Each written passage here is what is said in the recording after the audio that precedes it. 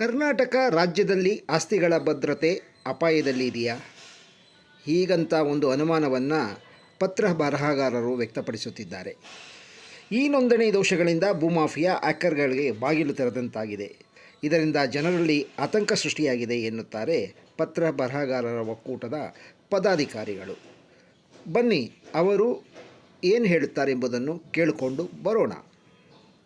ಭಾರತ ಸರ್ಕಾರ 1908 ದಸ್ತು ಬರಹಗಾರರು ಯಾವ ರೀತಿ ಇರಬೇಕು, ಯಾರು ಪತ್ರಗಳನ್ನ ಬರೀಬೇಕು, ಅದು ಅಧಿಕೃತವಾಗಿ ಮಾನ್ಯತೆ ಹೊಂದಿರಬೇಕು ಅನ್ನೋದ್ರ ಬಗ್ಗೆ ಆದೇಶ ಮಾಡಿದೆ.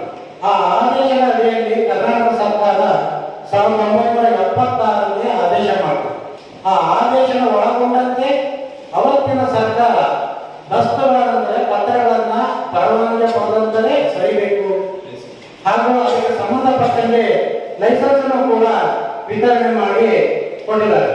ಈ ಎಲ್ಲ ಲೈಸೆನ್ಸ್ಗಳನ್ನ ಕೊಟ್ಟಿರ್ತಕ್ಕಂಥ ಕರ್ನಾಟಕ ಸರ್ಕಾರ ಈ ತಕ್ಷಣನೇ ಈಗ ಪೇಪರ್ಲೆಸ್ನಲ್ಲಿ ನಮ್ಗೆ ಯಾವುದೇ ಮಾನ್ಯತೆಯನ್ನ ಕೊಡದೆ ಸ್ವಯಂ ಪ್ರೇರಣೆಯಿಂದ ನೀವು ಮಾಡಬಹುದು ಅಂದ್ರೆ ಎಷ್ಟು ಮಟ್ಟಿಗೆ ಅದು ಕಾನೂನು ಪರಿವ್ಯಾಪ್ತಿಯಲ್ಲಿ ಒಳಗೆ ಬರುತ್ತೆ ಅದು ಕೂಡ ನಮಗಿರಬೇಕು. ಈ ಒಂದು ಪತ್ರಕರಿಂದ ಲೈಸೆನ್ಸ್ ಅನ್ನ ನೀಡಿ ಪ್ರತಿ ವರ್ಷ ರಿನ್ಯೂವಲ್ ಮಾಡ್ತಾ ಇದ್ದೀವಿ. ಇಷ್ಟು ಅಧಿಕೃತವಾಗಿ ಲೈಸೆನ್ಸ್ ಅನ್ನ ಪಡೆದಂತ ಸಮಯದಲ್ಲಿ ಎಲ್ಲೋ ಲೋಪದೋಷಗಳು ಆದಲ್ಲಿ ಆ ಲೋಪದೋಷಗಳನ್ನು ಕೂಡ ಅಧಿಕೃತವಾಗಿ ಯಾರು ಮಾಡಿದ್ದಾರೆ ಅಂತ ಹೇಳಿ ಸರ್ಕಾರ ಗಮನಕ್ಕೆ ಗೊತ್ತಾಗ್ತಾ ಇದೆ.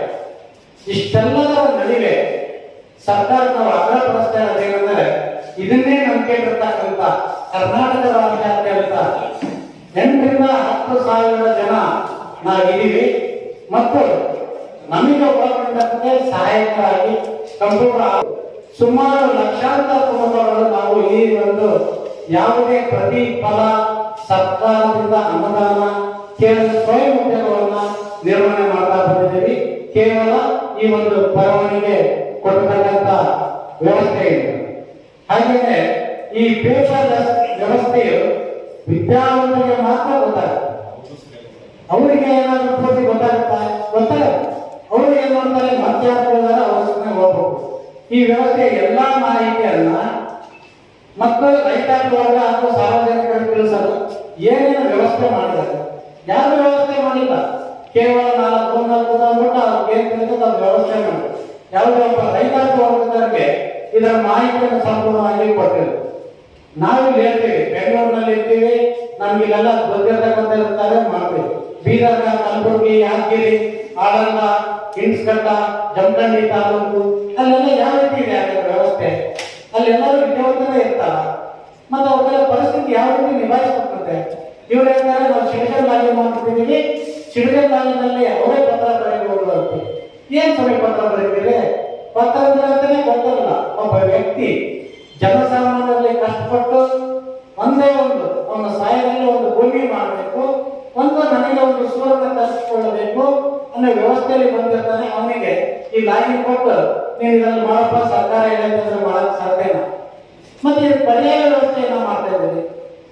ಏನು ವ್ಯವಸ್ಥೆ ಮಾಡ್ತಾನೆ ಸುಮ್ಮನೆ ಪತ್ರ ಬರೆಯೋರು ಯಾವುದೇ ರೀತಿ ಸರ್ಕಾರದ ಬೊಕ್ಕಸಕ್ಕೆ ನಷ್ಟ ಮಾಡದ ರೀತಿಯಲ್ಲಿ ಬದುಕ್ತಾ ಇಲ್ಲ. ಸಾಕಷ್ಟು ಸಾರಿ ಹೇಳ್ಬೇಕಪ್ಪ ಅಂದ್ರೆ ಸರ್ವೆ ಡಿಪಾರ್ಟ್ಮೆಂಟ್ ಅವರು, ಆಶಾ ಕಾರ್ಯಕರ್ತೆಯರು ಅವ್ರಿಗೆಲ್ಲರಿಗೂ ಅನುದಾನ ಕೊಡ್ತಾ ಇದ್ದಾರೆ. ನಾವು ಯಾವ ರೀತಿ ಅನುದಾನ ತಗೊಳ್ತಾ ಇದ್ದೀವಿ? ಇಲ್ಲ, ನಾವು ಏನನ್ನ ಆಸೆಯನ್ನ ಪಡ್ತಾ ಇದ್ದೀವಿ ಸರ್ಕಾರದಿಂದ. ನೀವು ಕೊಟ್ಟಿರ್ತಕ್ಕಂಥ ಅಧಿಕೃತ ಪತ್ರ ಬರಹಗಾರರ ಲೈಸೆನ್ಸ್ ಅನ್ನ ಹಿಡದೆ ನಾವು ನಮ್ಮ ಜೀವನವನ್ನ ನಿರ್ವಹಣೆ ಮಾಡ್ತಾ ಇರುವಾಗ ಯಾಕೆ ಸ್ವಾಮಿ ನಮ್ಮ ಬಗ್ಗೆ ಅಷ್ಟೊಂದು ಕಠೋರ ರೀತಿಯನ್ನ ತಾಳ್ತಾ ಇದ್ದೀರಿ? ದಯಮಾಡಿ ನಮಗೂ ಕೂಡ ನೆರೆಹೊರೆಯ ಆಂಧ್ರ, ಕೇರಳ, ಅಸ್ಸಾಂ, ಹರಿಯಾಣ, ಮಧ್ಯಪ್ರದೇಶ ಎಲ್ಲರೂ ಮಾಡಿದ್ದಾರೆ. ಅಲ್ಲೆಲ್ಲ ತಮಿಳುನಾಡು ಡಿಜಿಟಲ್ ಲಾಗಿನ್ನಲ್ಲಿ ಪತ್ರ ಬರಹಗಾರರಿಗೆ ಡಾಕ್ಯುಮೆಂಟ್ ಲಾಗಿನ್ ಅಂತ ಮಾಡಿದ್ದಾರೆ. ಯಾಕೆ ಆ ರೀತಿ ಕೊಡಬಾರ್ದು? ಆ ರೀತಿಯನ್ನ ಕೊಟ್ಟು ನಮ್ಮನ್ನು ಉಳಿಸ್ರಿ, ನಮ್ಮ ಅಸ್ತಿತ್ವವನ್ನ ಕಾಪಾಡ್ರಿ. ನಾವು ಕೂಡ ಕೇಳ್ತಾ ಇರೋದು, ಅಕ್ಕಪಕ್ಕ ನೆರೆ ರಾಜ್ಯದಲ್ಲಿ ಯಾವ ರೀತಿ ವ್ಯವಸ್ಥೆ ಮಾಡಿ ನಿರುದ್ಯೋಗ ಸಮಸ್ಯೆಯನ್ನ ಬರದ ರೀತಿಯಲ್ಲಿ ನಮ್ಮನ್ನ ನಿರ್ವಹಣೆ ಮಾಡಿದಾರೋ ಆ ಒಂದು ವ್ಯವಸ್ಥೆಯನ್ನ ಅವರು ಮಾಡ್ಕೋಬೇಕಂತ ಹಲವಾರು ಬಾರಿ ನಾವು ಕಂದಾಯ ಸಚಿವರಾಗಿರ್ತಕ್ಕಂಥ ಕೃಷ್ಣೇ ಬೈಗೆ ಹೋಗಿ ಮನೆಯನ್ನು ಸಾಕಷ್ಟು ಸಾರಿ ಸಲ್ಲಿಸಿದ್ದೀವಿ. ಅವ್ರು ಯಾವುದೇ ಗಣನೆಗೆ ತೆಗೆದುಕೊಳ್ಳದೇ ಅವರಿಗೆ ಯಾವ ರೀತಿ ಅಕ್ಕಪಕ್ಕ ಇರ್ತಕ್ಕಂಥವ್ರು ತೋರಿಸಿದಾಗ ಅದೇ ರೀತಿ ನಡೀತಾರೆ. ನಾವು ಸುಮಾರು 1.5 ವರ್ಷದಿಂದ ಅವ್ರಿಗೆ ಮನವಿಯನ್ನ 7-8 ಬಾರಿ ಕೊಟ್ಟಿದ್ದೀವಿ. ಯಾವುದೇ ರೀತಿಯ ಪ್ರಕ್ರಿಯೆಯನ್ನ ನೀಡಿಲ್ಲ, ಯಾವುದೇ ಒಂದು ಮಾಹಿತಿಯನ್ನು ಕೊಟ್ಟಿಲ್ಲ. ಈ ಒಂದು ಪತ್ರಿಕಾಗೋಷ್ಠಿ ಮುಖಾಂತರ ನಾ ಆಗ್ರಹಪಡಿಸ್ತಾ ಇರೋದು ಏನಂದ್ರೆ, ದಯಮಾಡಿ ಎಲ್ಲ ಅಧಿಕಾರಿ ವರ್ಗದವರಿಗೆ, ಕಂದಾಯ ಸಚಿವರಿಗೆ ಈ ಮೂಲಕ ನಾವು ವಿನಂತಿ ಅಥವಾ ಉಗ್ರ ಹೋರಾಟವನ್ನು ನಾವು ಕೈಗೊಳ್ಳಬಾರ್ದು.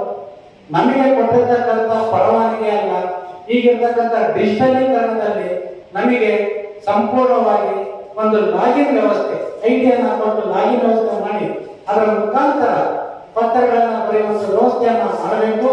ಅಧಿಕೃತವಾಗಿ ಪತ್ರ ಯಾರು ತಯಾರಿಸಿದ್ದಾರೆ ಅನ್ನೋದು ಬಹಳ ಮುಖ್ಯ. ಯಾರು ಪತ್ರವನ್ನು ತಯಾರಿಸಿದ್ದಾರೆ ಅನ್ನೋದು ಬಹಳ ಮುಖ್ಯ. ಆ ಪತ್ರ ಅಧಿಕೃತನ ಅನಧಿಕೃತನ ಅಂತ ಗಣನೆ ತರುವುದು ಬಹಳ ಕಷ್ಟ.